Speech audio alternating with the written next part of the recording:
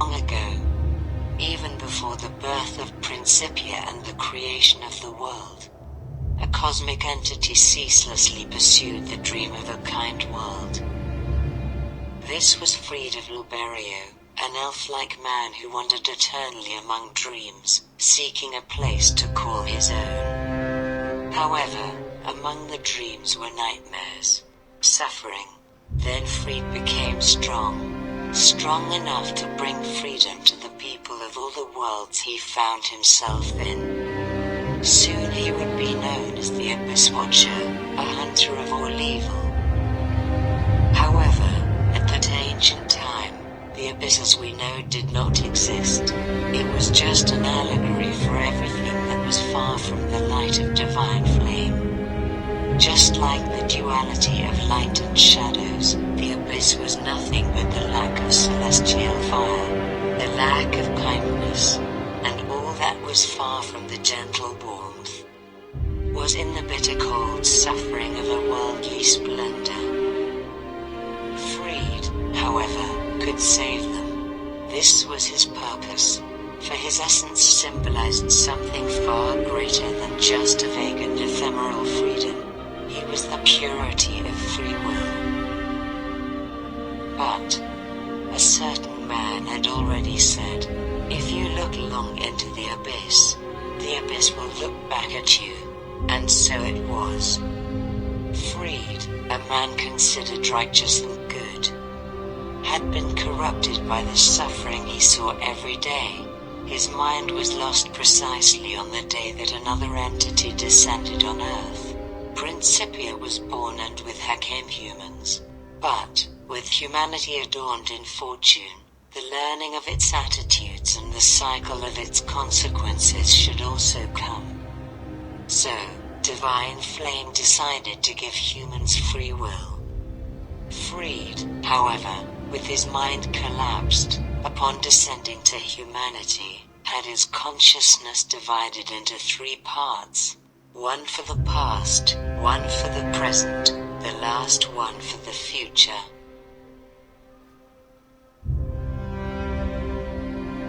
The first part was born among the rivers of holy water and the most vivid forests of what is now known as the Elflands. Opening his eyes in fetal position, a grown man would emerge from the trunk of the great sacred tree, planted by Principia. From there would arise Henfeld, the first High Elf. His story is already known by everyone. He ruled the Elder Empire alongside the Lady of Life, bringing prosperity to his people. However, what many don't know is what happened in the first world, the one that existed before all cycles. The truth is that Lastimos, the Lord of Finitude, never cared about the presence of humans.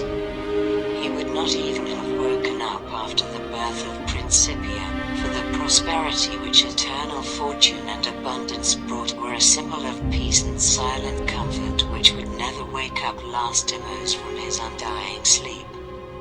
But such peace was such that a certain elf was bothered by the monotony of that world. Nothing happened. Prosperity arrested the conflicting desires of human beings, dwelling in an unchangeable paradise for all eternity. This is not living, thought Henfeld. Despite living with such a thought, the king would not have the courage to do anything, perhaps because something in his heart held him back. However, centuries would pass as the desire for destruction built up before a world without purpose. Henfeld wanted to see something true, real expressions, real conflicts, real convictions, real lives. And so, one day, Principia, realizing that the man she loved was no longer the same, would then have left him. Her children, who apparently never felt anything genuine for him, would have left with their mother. His followers, who praised him for being king, no longer saw anything important in him after the loss of his crown.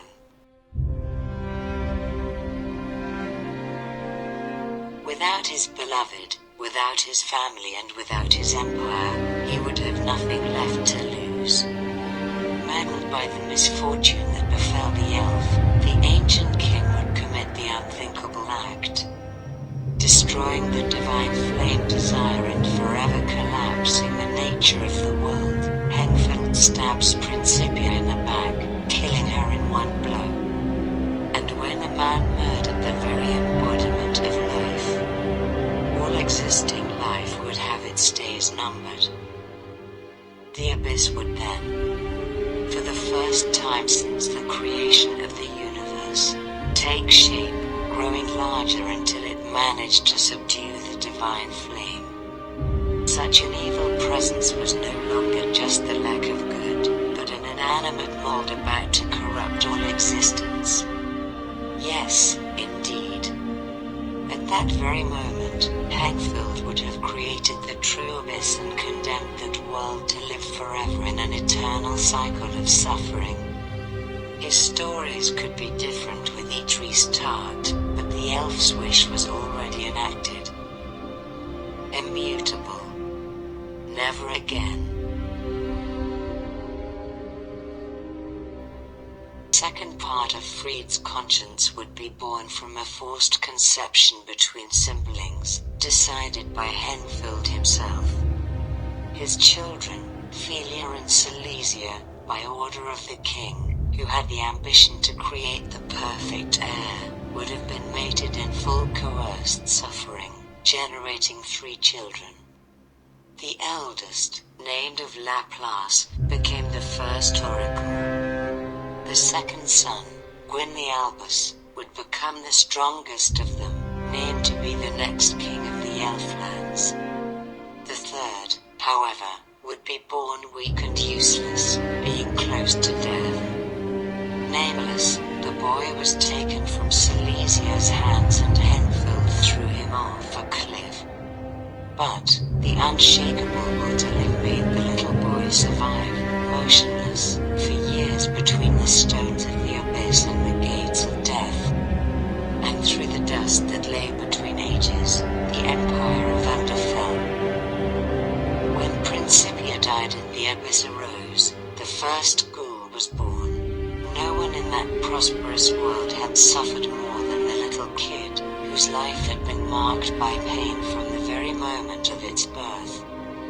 The nameless son would be the first wretched being to be corrupted by the abyss left by the curse of finitude, becoming an entity shrouded in darkness, wandering incessantly through the collective unconscious like a shadow watching that world fall apart.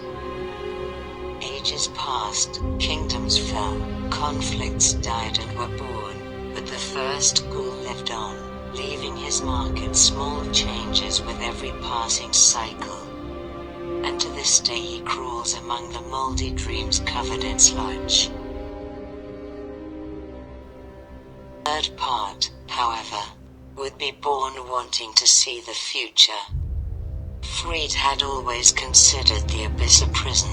His desire to be free of all that bound him would manifest itself in that last piece of his consciousness, transforming him into a being with a great potential, known as Pentrigon. As hard as it is to believe, the boy was born kind. From unknown origin, the elf was created by dragons, which led him to the right path. He has made good friends in his life, had loved Illumina and Kendrick, but his selfishness was getting louder as he matured. Gradually, the Pentrigon that existed there was being consumed by the evil that was present in all parts of Fried's conscience. In his journey, Pentrigon observed so much suffering rooted in the world that he came to misunderstand that inequality and misery were intrinsic to human nature. They didn't have to change that.